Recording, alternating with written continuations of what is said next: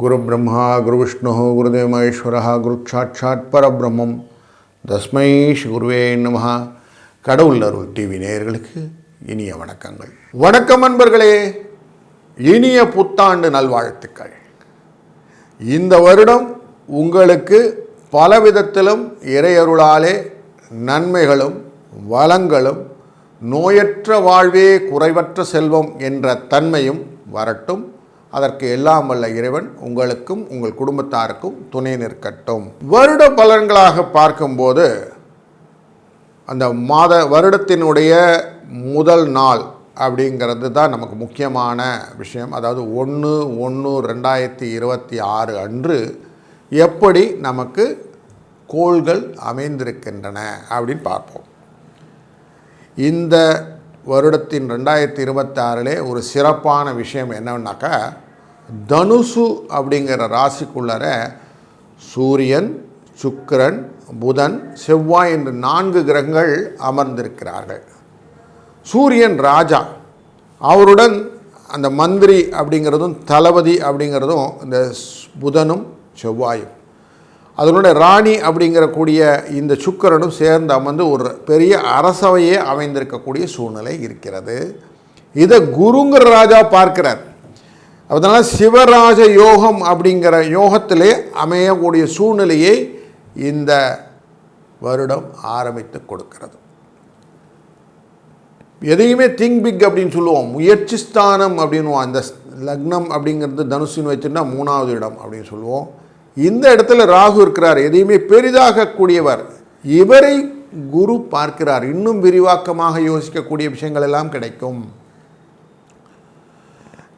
2ஆம் இடம் 3ஆம் இடம் அப்படிங்கிறது தனஸ்தானம், முயற்சி ஸ்தானம். இதுக்குரியவர் சுகஸ்தானமான இடத்திலே மீனராசிக்குள்ளரே சனி பகவான் வருடக்கோளாக அமர்ந்திருக்கிறார். அவரும் தன் பார்வையாகலே இந்த தனுசு ராசியை பார்க்கிறார். குரு அமர்ந்திருக்கக்கூடியது மிதுன ராசியிலே வக்ரகதியிலே அமர்ந்திருக்கிறார். சிம்ம ராசியிலே அமரக்கூடியதாகவன் கேது அமர்ந்திருக்கிறார் சூரியனுடைய வீட்டில். சந்திரன் உச்சம் அப்படிங்கிற இடத்துல இருக்கிறார், ரோகிணி நட்சத்திரத்தில் இருக்கிறார். இப்படி நல்ல சிறப்புகள் கொண்ட இந்த வருடம் அப்போ எப்படி இருக்கும்? பொருளாதாரத்திலே நல்ல முன்னேற்றம், அரசியலிலே பெரிய மாற்றம், தொழிலிலே வளர்ச்சி, எதிர்பார்த்த வகையிலே நல்ல முன்னேற்றங்கள், எதை பற்றியும் என்ன ஓட்டங்களெல்லாம் போராட்டத்தின் முன் வெற்றி, இப்படி நிறைய இருக்குது. அப்போ சக்ஸஸ் ஸ்டோரிக்கு நிறைய வாய்ப்புகள் இருக்கக்கூடிய வருடம் அப்படிங்கிறதும், எதையுமே வெற்றி கொள்ள வேண்டும் என்ற வேகங்கள் நிறைய இருக்கணும், கொஞ்சம் விவேகத்துடன் இருக்கணும் குருவான பார்வை காட்டுகிறது. அப்படி இருக்கக்கூடிய சூழ்நிலையிலே துலா ராசிங்கிறது இந்த தனுசு லக்னம்னு வச்சுட்டோம்னா 11வது இடம், அந்த லாபஸ்தானத்தை குருவின் பார்வை அமைகிறது துலா ராசி மேலே. அப்போது உங்களுக்கு லாபங்களை பெற்றுத்தரக்கூடிய அத்தனை வகைகளையும் இந்த வருடத்திலே நீங்கள் தைரியமாக பண்ணலாம். தொழில் விருத்திகள் எல்லாம் வரும், புதிய வாய்ப்புகள் எல்லாம் கிடைக்கும், நல்ல முன்னேற்றங்களுக்கான எதிர்பார்ப்புகள் நிறைய இருக்கும், வரவுகள் நிறையவும் செலவுகள் கம்மியாகவும் இருப்பதற்கான வாய்ப்பு பொது பலனாக அமைகிறது. அப்போ நிறைய சுபிட்சங்களை நோக்கிய ஒரு நிகழ்வு இந்த வருடத்திலே நம்ம எதிர்பார்க்கலாம். நல்ல மழை பெய்யும், நல்ல வரவு இருக்கும், விவசாயம்லாம் நல்லபடியாக இருக்கும், குடும்பத்திலையும் நல்ல ஒரு அந்யோன்யம் கிடைக்கும். ஒருத்தரை ஒருத்தர் விட்டு கொடுத்து புரிந்து கொண்டீர்கள் என்றால் சுகமாக இருக்கலாம்ங்கிற தன்மையை மனதிலே எல்லாரும் புரிந்து கொள்வார்கள். புதிய வேலை வாய்ப்புகளும் புதிய நுணுக்கங்களும் நிறைய விரிவாக்கங்களும் வருவதற்கான வாய்ப்புகள் இந்த வருடத்திலே பலனாக அமைகிறது. அதனால் இந்த வருடம் எல்லாருக்குமே சுபிட்சமாக நல்லதாக அமைவதற்கு, ஏன்னா 9ஆம் இடம் அப்படின்னாலே கூட்டம் அப்படின்னு அர்த்தம். இந்த இடத்துல இருக்கிறதுனால எல்லா விதத்திலும் உங்களுக்கு லாபங்களை கொடுக்கக்கூடியது மட்டுமல்லாமல் பரஸ்பரம் சர்வீஸ்ன்னு சொல்லுவோம், அந்த மாதிரி ஒரு எண்ணத்தை கொடுக்கக்கூடிய இடமா இருக்கிறதுனால எல்லாரும் விட்டு கொடுத்து வாழ்தல் அப்படிங்கிற தன்மையை மட்டும் மனதில் வைத்து கொண்டால் இந்த வருடம் டெஃபினட்டாக எல்லாருக்கும் ஒரு நல்ல வளத்துடன் இருக்கக்கூடிய ஒரு சூழ்நிலையை கொடுக்கும். நாம் ஒரு ராசிக்கும் எப்படி பலன் இருக்குன்னு தொடர்ந்து காண்போம். வாருங்கள். வணக்கம் மகர ராசி நண்பர்களே. கால புருஷ தத்துவத்தின் 10ஆம் இடத்துக்காரரான உங்களுக்கு 2025ங்கிறது கொஞ்சம் பெருசாக ஒன்றும் ஈல்டு கொடுக்கல, ஆனாலும் ஓரளவுக்கு ஓட்டிகிட்டு வந்துட்டோம் அப்படிங்கிற சூழ்நிலை கொடுக்கறது.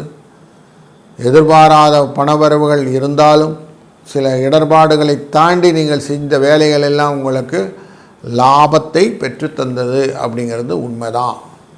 ஆனாலும் உங்களுக்கு திருப்தியான வாழ்க்கை இருந்ததுன்னா அவ்வளோ பெரிய திருப்தி இல்லைங்கிறதும் உண்மைதான். வரக்கூடிய 2026 உங்களுக்கு அந்த திருப்தியை ஃபுல்ஃபில் பண்ணி தருமா அப்படிங்கிறது தான் இந்த வருடம் நம்ம செக் பண்ண போகிறோம்.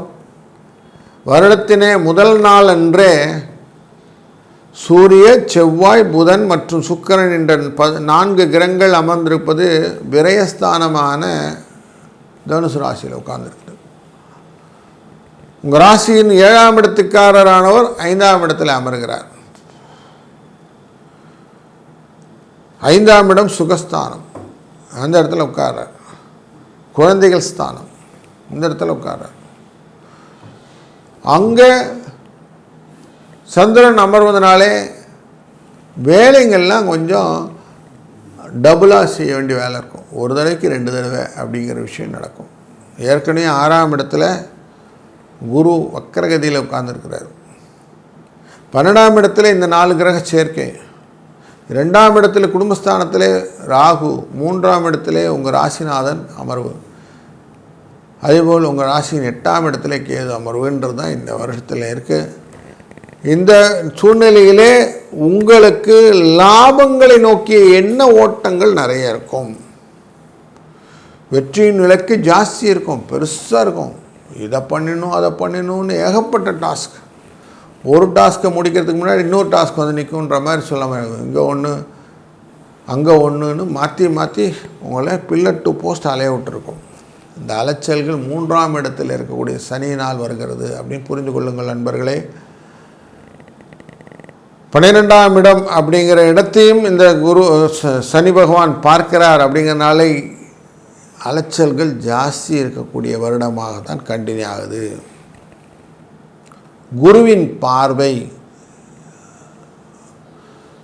முதல் பகுதியான ஒரு இடத்துல அமர்கிறது. அதுக்கப்புறமா அவர் உங்கள் ராசியே நேராக பார்க்க போகிறார். அப்படி பார்க்கக்கூடிய பார்வையினாலே உங்களுக்கு லாபங்கள் நிறைய ஜாஸ்தி வரும், விரயம் கம்மியாகும், சுப செலவுகள் உண்டாகும். குடும்பத்தை பற்றின எண்ண ஓட்டங்களை அதிகப்படுத்தி அதன் மூலியமாக லாபம் சம்பாதிக்க வேண்டும் என்ற எண்ணம் வரும். முக்கியமாக அரசியல் தொடர்பில் இருப்பவர்களுக்கு பொதுஜன தொடர்புகள் நல்லா கிடைக்கும். உங்களுடைய ஐடியாஸ் எல்லாம் எக்ஸ்ப்ளோர் பண்ணக்கூடிய சூழ்நிலை கிடைக்கும். குழந்தைகள் மூலியமாக நல்ல சுகங்கள் வருவதற்கான வாய்ப்புகள், கற்பனையை எல்லாம் நீங்கள் கேபிட்டலைஸ் பண்ணிக்க முடியும். அதனால் தொழிலில் நல்ல விருத்தி கிடைக்கிறதுக்கு வாய்ப்பு, பூர்வ புண்ணியத்தின் மூலமாக வரக்கூடிய யோகங்களான சொத்துக்கள் உங்கள் பக்கம் டிரான்ஸ்ஃபர் ஆகும்.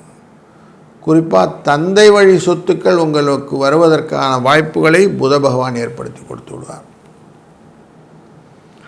அதனால் நல்ல லாபம், வஸ்திர லாபம்னு சொல்லுவோம், சுகம், செலவுகள், கல்யாணத்து மூலியமாக வரக்கூடிய ஆடை ஆபரண சேர்க்கைகள் இதெல்லாம் நடக்கும்.